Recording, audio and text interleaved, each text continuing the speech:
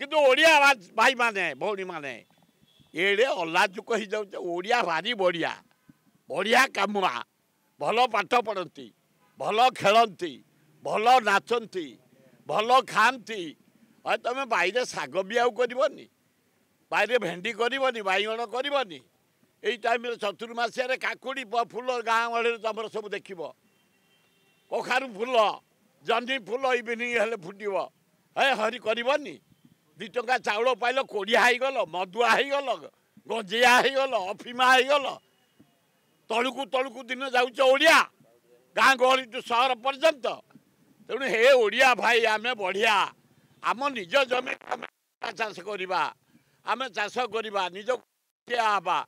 ଆମେ ୱେଷ୍ଟବେଙ୍ଗଲକୁ ଅପେକ୍ଷା କରିବାନି, କର୍ଣ୍ଣାଟକରୁ ଆସିବ କୋବି, ମୂଳା, ଗାଜର ଖାଇବାନି, ଆନ୍ଧ୍ରରୁ କଦଳୀ, ଅଣ୍ଡା, କୁକୁଡ଼ା, ମାଛ ଆସିବ ଆମେ ଖାଇବାନି।